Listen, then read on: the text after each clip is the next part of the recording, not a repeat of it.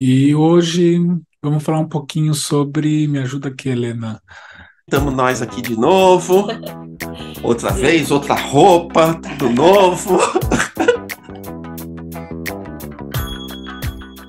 De uma hora ou outra eu vou continuar aparecendo aqui com os meus cabelos brancos. Espero que não mais. Agora com o cabelo mais arrumadinho, né? Eu não sei se três, eu não. Quando passa de dois, eu tenho dificuldade para contar. Pode ser dois. Nossa, começa.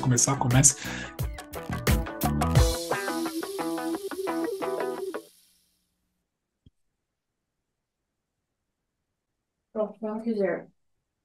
Olá, gente. Aqui eu de novo para falar mais sobre um assunto relacionado ao tema da condição transgênero.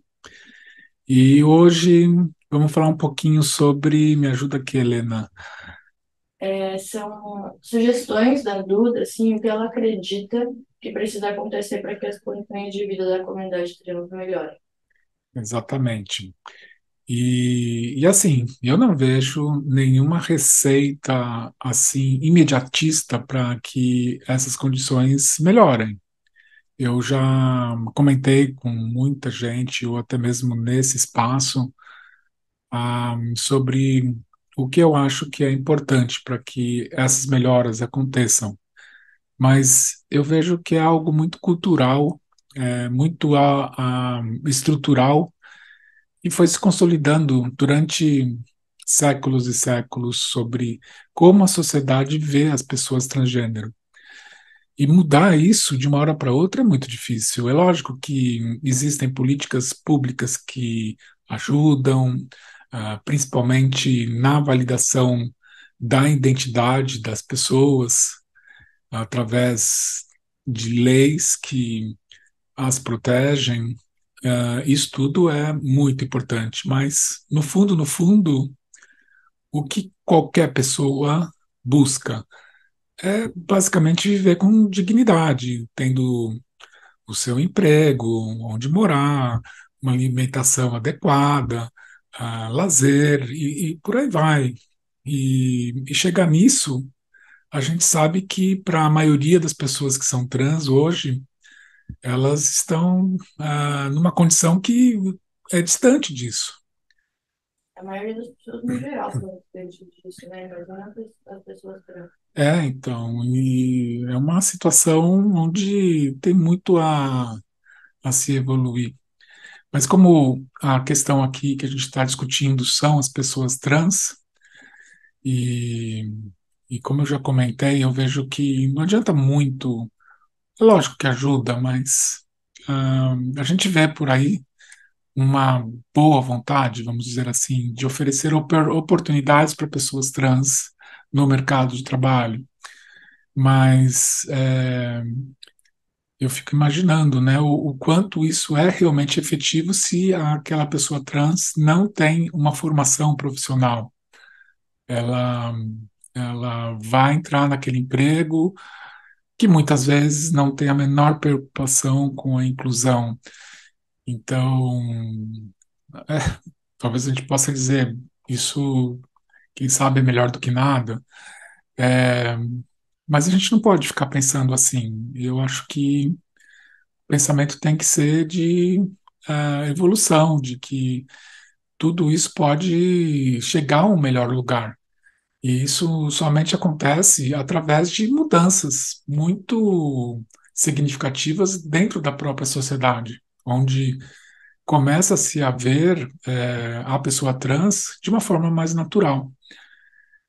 E aí é que eu acho que está o problema. Essa visibilidade em relação a essa condição, ela não vai acontecer tão rapidamente. São passos que a gente precisa dar e, e eu acho que existem certos passos que são extremamente importantes. E como eu já falei aqui, a gente vive falando o tempo todo, o primeiro deles é existir essa união, né, essa questão da a, conexão entre quem se reconhece como trans e a sua própria família. principalmente quando essa pessoa é mais jovem, está numa idade de formação educacional. O acolhimento, o respeito em relação a essa questão é muito importante para que essa formação educacional possa prosseguir e se consolidar. Uma vez que sem uma educação profissional tudo fica mais difícil, e sem o apoio da família fica tudo muito mais difícil de chegar a essa formação. E até outro dia eu estava ouvindo, não sei quem estava falando exatamente, puxa, a família precisa aceitar, né? E a mãe, o pai precisa aceitar a pessoa que é trans. E isso tem uma conotação um pouco estranha se a gente for ver, né? Porque a, a gente que é filho ou filha, a gente aceita os nossos pais, né? A gente faz um esforço para aceitá-los. É uma coisa natural, não deveria existir isso. É uma questão muito ligada a- ao carinho, ao amor, à afeição, e isso tem que acontecer de forma natural, não tem que haver aí uma preocupação de aceitação. Eu acho que é muito mais por aí.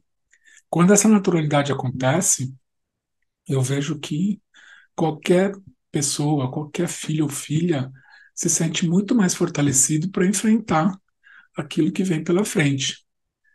E a gente sabe que ainda o sistema educacional ele não está preparado para receber pessoas trans. A gente começa a ver alguns sinais de que isso está melhorando, mas a grosso modo, quando a gente se afasta principalmente dos grandes centros urbanos, a gente começa a ouvir relatos de que isso é um problema bastante grande. O bullying dentro das escolas, a, a dificuldade das pessoas entenderem o que é a condição trans por falta de informação, esclarecimento, tudo isso prejudica a inclusão da pessoa trans nesse sistema que vai trazer formação para que ela possa, então, adquirindo conhecimento, se formar do ponto de vista profissional. Então, Então, aí, vamos só, deixa eu só fazer uma resuminho, assim, do que você falou já das suas visões. Então, a primeira delas é preparo durante idades mais jovens para entrar no mercado profissional e o outro é acolhimento familiar.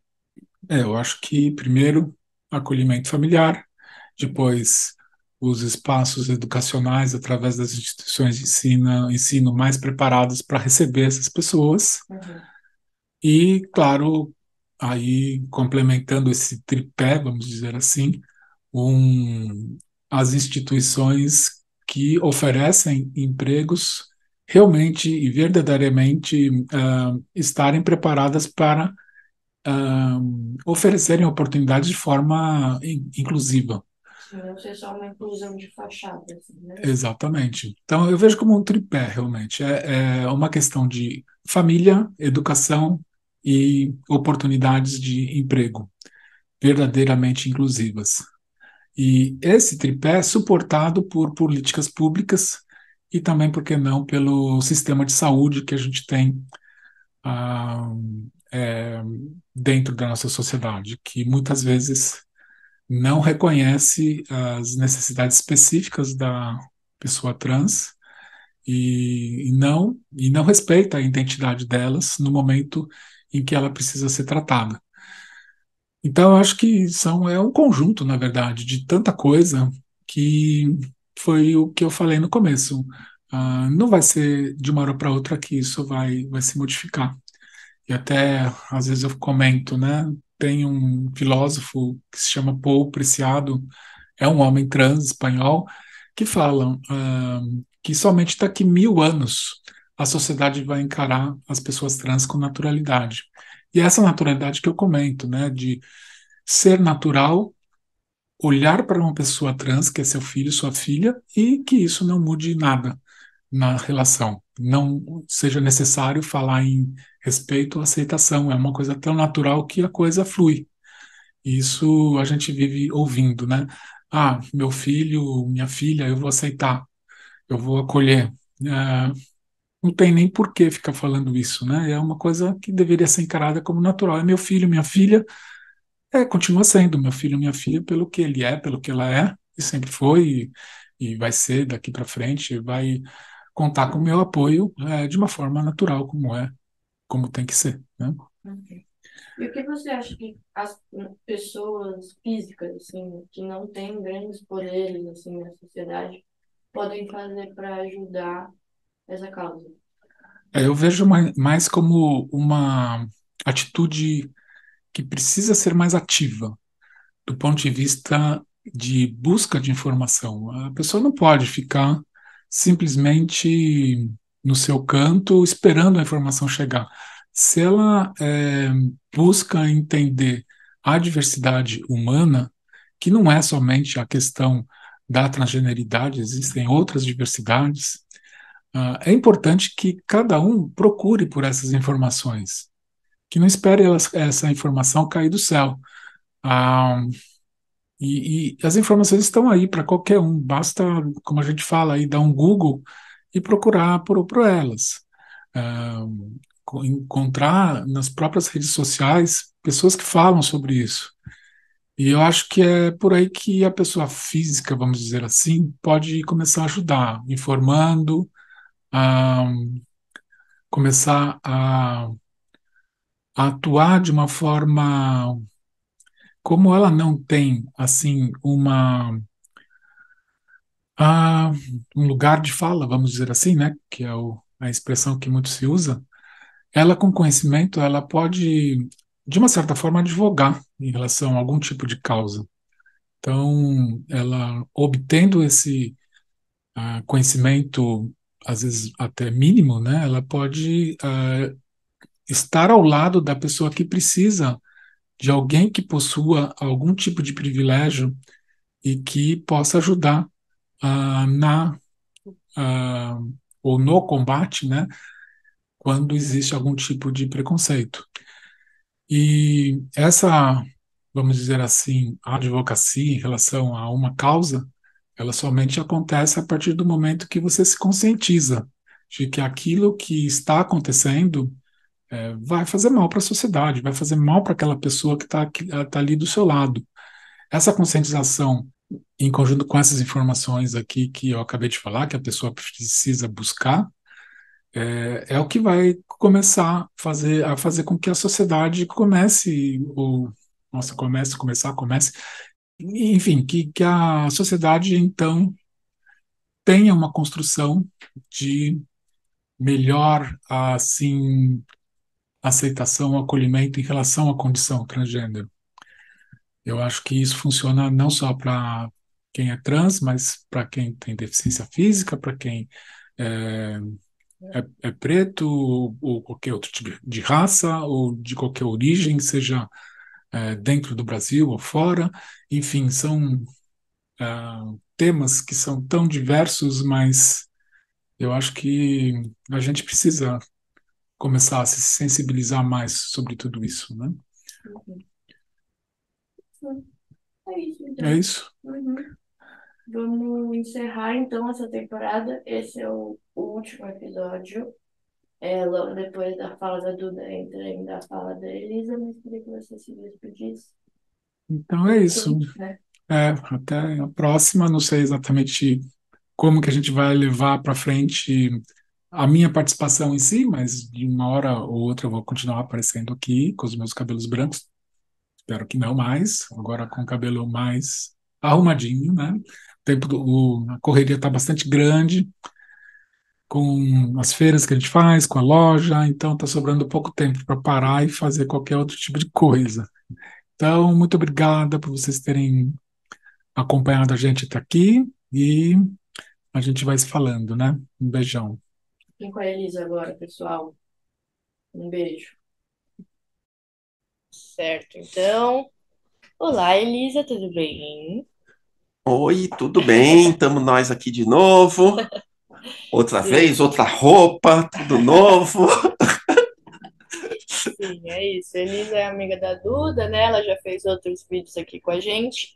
E hoje ela vai falar um pouquinho sobre, na sua visão, quais são as coisas, assim, o que que você faria se você pudesse melhorar a condição de vida da comunidade trans? Então, sei lá, três coisas, assim, Três. três. Assassinatos de certas pessoas não estão É melhor não, né? nessa coisa. A gente está na internet, não pode falar É, essas coisas, né? É, eu não sei se três. Eu não. Quando passa de dois, eu tenho dificuldade para contar. pode ser dois, Não, não. Pode ser que eu fale 15. tá? O, tem uma coisa que eu falei no outro vídeo que é o que eu considero como preconceito, né? Que é o conceito prévio, antes de ter o conceito, né? Antes de conhecer, né? O que é o conceito? O que você conheceu, o que você sabe. Então, eu acho que existe uma ação importante, todo o resto é decorrência disso, que é esclarecimento, é conscientização, é esclarecer às pessoas o que é ser transgênero, quem são as pessoas trans, quebrar aqueles estereótipos, aquelas coisas. Por exemplo, eu lembro na minha infância, juventude, tinha aquele famoso programa do domingo, daquele apresentador que dava a risadinha, tal, né? Que tinham transformistas ou travestis que iam lá fazer dublagens. Uma coisa caricata, uma coisa ruim, sabe? E a minha geração inteira aprendeu que uma pessoa transgênero era uma figura daquela, que punha uma roupa sumária, um decotão, uma mini saia, e ficava dançando, dublando uma música de Tina Turner, de qualquer coisa assim, né? Então precisa mostrar que, não, quem são as pessoas trans? Homens ou mulheres trans? São pessoas que vivem em sociedade, que têm suas famílias, têm suas tristezas, suas alegrias, têm seus empregos, produzem, contribuem na sociedade. Uh, Tem gente que presta e gente que não presta, como em qualquer, certo? Nós somos, segundo estudos e estimativas, cerca de 2% da população. Significa que no Brasil existem 4 mil pessoas, 4 milhões de pessoas transgêneras. 4, 5 milhões. É um bocado de gente. Mesmo assim, somos minoria, 2%. Desses 4, 5 milhões, muitos vivem ainda escondidas, reprimidos, né? Não se colocam, não tiveram a força ou as condições práticas de se mostrar para o mundo. E então precisa mostrar que somos pessoas e fazemos parte, somos pessoas comuns, tá? Pessoas como qualquer outra. Eu sou uma mulher como qualquer outra. Eu tenho meu emprego, aliás, emprego não tenho, porque eu tenho meu pequeno escritório, mas tenho minha profissão, tenho meus clientes, minha relação, meus amigos. Meus amigos, a grande maioria, são pessoas de fora da comunidade LGBT. A grande maioria. Como a grande parte das pessoas. Convive, eu tenho um amigo que é gay. Sim, eu também tenho um amigo que é gay. E pronto, né? E é meu amigo muito antes de se mostrar como gay. Já era e continua sendo. Assim como eu também me revelei transgênero muito mais tarde e continuei sendo amiga dele, né? Desgraçado até me disse a primeira vez que me encontrou que eu estava igualzinha. Eu falei, pô, peraí, trabalho danado para essa produção e disse que eu estou igual, né? Ele falou, não, mas você é a mesma pessoa, a mesma alma, a mesma coisa. Eu falei, eu sempre fui eu. Essa é a verdade. Então, criar esse conceito, informar, divulgar, é tudo que precisa. E em todos os meios. É imprensa, é novela de televisão, é livros a respeito. Eu mesmo estou terminando de editar um livro. Então, palestras, eventos, e o que eu faço, que é viver em sociedade da maneira absolutamente comum e corriqueira, né? E é muito comum, eu tenho meu escritório de engenharia ambiental há 35 anos. Acontece muito de eu receber uma mensagem de WhatsApp, a pessoa viu lá a fotinho de perfil, mas tinha aquele meu telefone já, porque é o mesmo há 20 anos que eu tenho. A pessoa liga, manda uma mensagem, esse telefone é do Murgel, que eu sempre fui chamada pelo sobrenome, porque eu não gostava do meu nome, então me conheciam pelo meu sobrenome. Aí eu digo, sim, é meu mesmo, sou eu, só que agora eu chamo Elisa. E a pessoa, ah, poxa, interessante, não sabia. Eu falei, não, tudo bem. E, e daí falamos de trabalho. E resolvo o problema, atendo o cliente, pego o contrato, não pego, não importa, né? Mas aí começa a conversa normal. Né? Conheço alguém, eu não vou falar, meu, muito prazer, Elisa Trans. Não, eu sou Elisa. Elisa, engenheira e fotógrafa. Me apresento assim. E, e pronto, né? O que me define? Me define que eu sou uma pessoa que vive na arte, que sou caiçara, vivo no litoral, tenho minha casa no litoral sul. Uh, é isso me define. Sou uma pessoa que gosta de conversar, de estar com amigos, prezo o meu trabalho, faço isso. Então, é mostrar que é comum, que existimos, que estamos aí. E com isso ir quebrando esses paradigmas. Eu ouvi de uma amiga, que se tornou amiga minha, mas no momento que nos conhecemos, que é uma mulher trans que teve uma dificuldade de vida muito maior. Veio de uma camada mais humilde da população, foi expulsa de casa, teve que parar nas ruas, quer dizer, teve uma vida muito difícil. Hoje é professora universitária, doutora, tudo mais. Mas ela me falou, não, você falar assim é muito fácil, porque você teve uma condição privilegiada.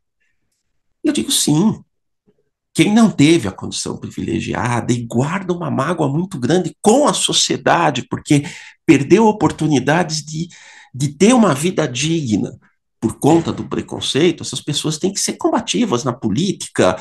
É uma Erika Hilton, por exemplo, que vai, a Sara, são pessoas que cresceram politicamente como ativistas,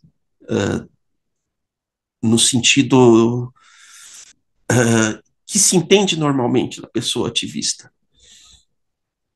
A minha forma de militância é mais restrita, é mais pacífica, não tão contestadora. É mais E dentro do seu círculo, né? é dentro do meu círculo, e aí o que eu penso é o seguinte, eu entro em qualquer lugar. Eu vou num restaurante finésimo, restrito, e o maître vem me atender, me oferece a cadeira, puxa para eu sentar, e por aqui, senhora, boa noite, senhora, e tudo bem. Sei lá se está percebendo ou não que eu sou transgênero, mas se tiver percebendo, ele não tem coragem de exercer o preconceito, caso o tenha. Lógico, muitos não têm. São pessoas abertas que estão me recebendo bem, porque são pessoas que entendem a questão. Mas muitas vezes tem um preconceito embutido, mas não tem peito de exercer esse preconceito, porque, poxa, quem é a madame aí, né? Doutora, é coisa, é rica, porque eu tenho cara de rica, mas eu não sou tão rica assim, mas eu tenho cara de rica, então pronto, né? Aí a pessoa trata bem. E é uma coisa que é o que eu ouvi dessa minha amiga. Para você é fácil. Sim, para mim é fácil entrar nesses lugares. Eu sou branca e tenho cara de pessoa da tal da elite. Que elite, como diz o Emicida, é quem faz o bem, não é quem tem dinheiro. Né? É isso que chamam de elite, é a alta burguesia, não é elite. Né? Mas, deixa para lá, isso é outra questão. Agora, eu faço parte dessa dita elite. Então eu sou aceito, é fácil para mim. Então eu uso. Eu uso esse artifício. Por quê? Porque me revolta, sim, eu ser aceita só porque eu tenho uma condição socioeconômica boa e sou branca. Me revolta. Então, eu uso esse acesso que eu tenho para estar em todo e qualquer lugar, para furar as bolhas, para furar os preconceitos, para que, quem sabe, um dia, as pessoas que não têm o mesmo privilégio que eu, que são mais humildes, que são negras, que são, pela sua própria condição socioeconômica, já são discriminadas na sociedade, que não sejam também discriminadas por ser transgênero. Pelo menos na questão de gênero. Ah, eu não aceito no meu meio porque é pobre, porque eu tenho preconceito com pobre. Tá bom, mas assuma que é porque é pobre, não porque é trans. Porque pode ser pobre, rico, preto, branco. O fato de ser transgênero não muda nada. A pessoa é exatamente a mesma. O caráter da pessoa não muda. É o mesmo que tinha antes e continua tendo. Né? E é moldado dentro dos valores que recebeu em vida e não durante, ao longo da sua vida, e não pela sua identificação de gênero. Né? Não é opção de gênero, deixar isso sempre muito claro. Né? E acho que um dos pontos importantes a colocar é colocar que tanto na questão, no ponto da pessoa ser homossexual ou heterossexual, ou a pessoa ser cisgênero, que é quem entende, aceita o seu gênero atribuído no nascimento, seu gênero biológico, digamos assim, ou a pessoa transgênero, que não se identifica com o seu gênero de nascimento. Então, independente disso, e eu esqueci o que eu ia falar.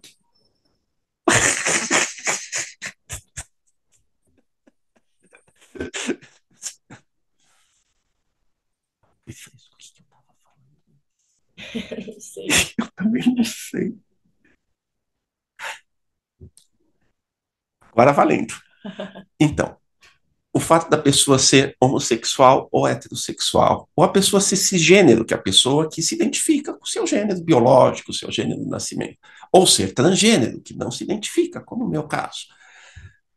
Isso tudo é muito importante que seja dito, repetido, tripetido, que entre na cabeça das pessoas, que isso não é a opção sexual, ou a escolha de gênero, ou a decisão de vida que a pessoa tomou. Isso é a identidade. Né? Quando você descobriu que era homossexual? Não sei. Quando você descobriu que era heterossexual? Ah, sempre fui, eu também. Essa é uma conversa entre uma pessoa, entre um gay e uma pessoa heterossexual. Se alguém me pergunta, quando você se percebeu mulher? No momento, no instante que eu me percebi gente. Vem das minhas primeiras lembranças de infância. Eu sempre me senti como mulher. Eu não achava, não gostava do meu nome. Com 5 anos, eu escolhi o meu nome, Elisa. E por quê? Porque eu queria um nome com a minha letra. Eu descobri que existia a Rainha Elizabeth da Inglaterra. Achei lindo o nome de rainha. Aí eu vi uma fotografia da Rainha Elizabeth, ou ela na televisão, filme, qualquer coisa. Eu tinha 5 anos. E eu achei ela muito feia, não gostei da cara dela. E aí eu não queria ter o nome da Rainha Elizabeth. Aí eu pensei, bom, mas também eu sou criança, não posso ter nome de rainha, vou ter o nome de princesa. Elizabeth é nome de rainha. Elisa é um nome pequenininho, é nome de criança, é nome de princesa. Então, com 5 anos, nasceu a princesa Elisa, como eu me entendia, como eu me enxergava, né? Então, não foi uma escolha. E isso eu acho que talvez seja uma das coisas mais importantes. As pessoas entenderem que somos assim. E aí vai todo o resto, né? A velha polêmica do banheiro público, né?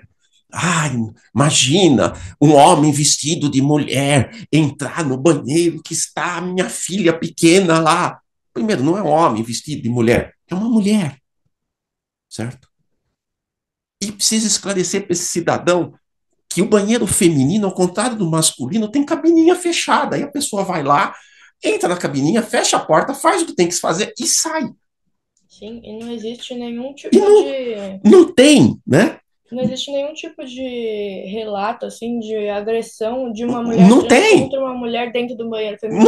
Não tem isso. O que existe é o contrário, né? A mulher cis agredir a mulher trans por ela ser trans. Por ela ser trans.